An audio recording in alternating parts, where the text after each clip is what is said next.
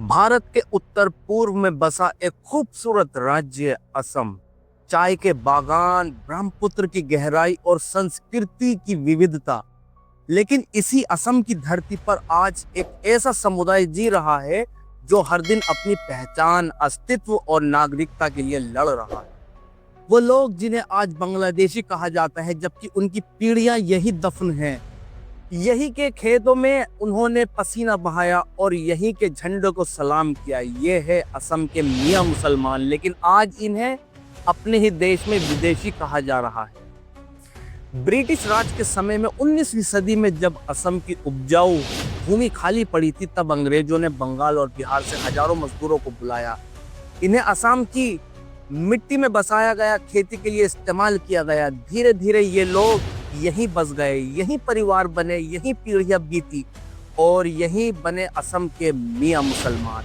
लेकिन आज 100 साल बाद इन्हें बांग्लादेशी घुसपैठिए कहकर पहचान मिटाई जा रही है।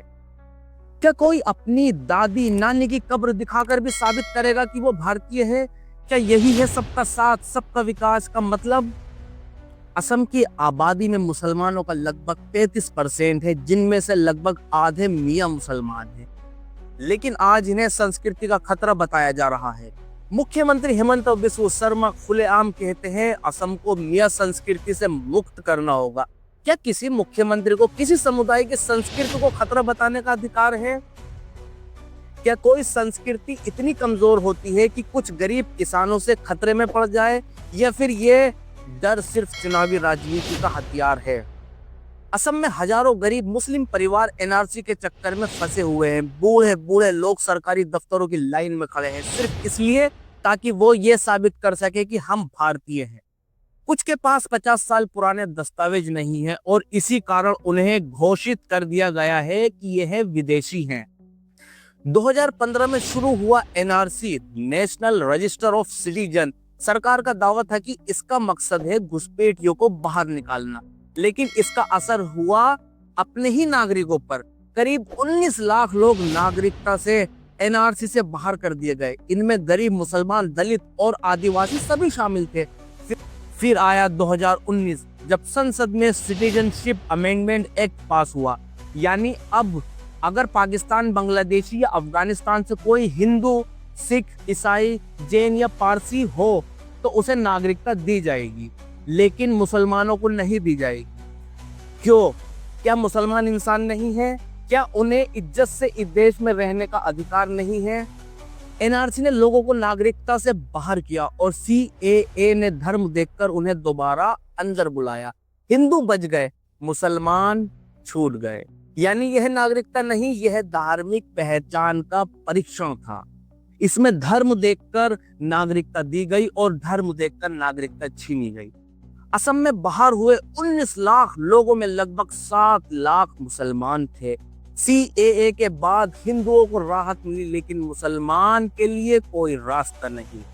यह संविधान की आत्मा के खिलाफ था, जो कहता है धर्म के आधार पर भेदभाव नहीं होगा। सीएए के विरोध में देश भर में आवाजें उठी, लेकिन इन आवाजों को देशद्रोह कहा गया।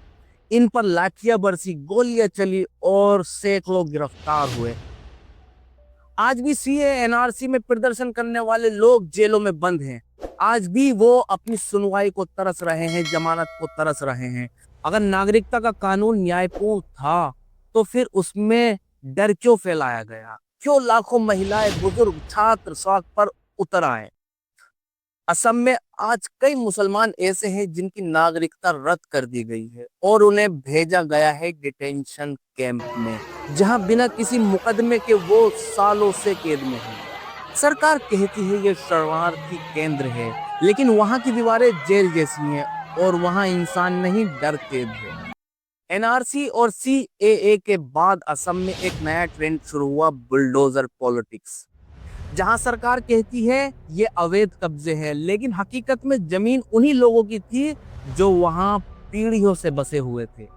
2022 में धुबरी, बारपेटा, दरांग और बोंगई गांव में सैकड़ों मुसलमानों के घर तोड़े गए। दरांग जिले में एक शख्स मारा गया, उसका नाम था मोइनुल हक। और आपने देखा होगा उसकी लाश पर एक फोटोग्राफर कूदता हुआ दिखाई दिया। सरकार ने कहा यह एनकाउंटर था।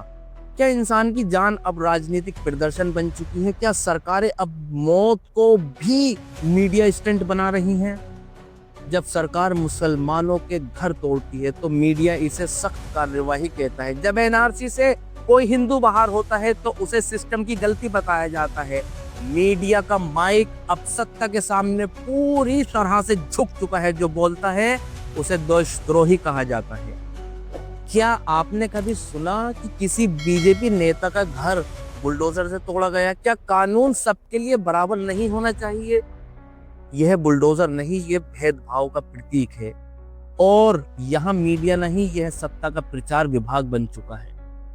असम में आज इंसाफ अदालतों में नहीं बल्कि पहचान के सवाल में छिपा है।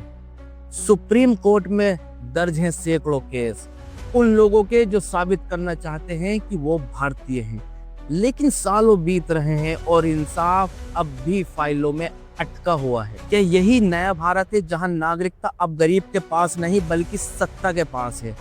संविधान हमें बराबरी देता है, लेकिन असम में बराबरी अब कागजों में रह गई है। मुसलमानों को डर है कि एनआरसी पूरे भारत में लागू किया जाएगा और तब हर गरीब, हर अल्पसंख्यक कागज के एक टुकड़े पर टिका होगा।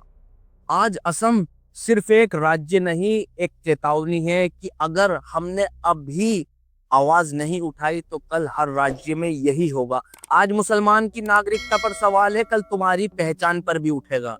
क्योंकि जो सरकार नागरिकता को धर्म से जोड़ दे वो कभी लोकतंत्र की नहीं, तानाशाही की निशानी होती है। क्या भारत अब सबका देश है या सिर्फ कुछ लोगों का? क्या हमें डर में जीना होगा या मिलकर इस नफरत को खत्म करना होगा? ये लड़ाई मुसलमानों की नहीं, ये लड़ाई इंसानियत और संविधान की है। और अगर हम चुप रहे तो इतिहास हमें माफ नहीं करेगा, क्योंकि असम की लड़ाई पूरे देश की लड़ाई है। धन्यवाद। चैनल पर नए हैं तो चैनल को सब्सक्राइब जरूर करें, वीडियो को ज़्यादा से ज़्यादा शेयर करें और कमेंट में अपनी राय मशवरा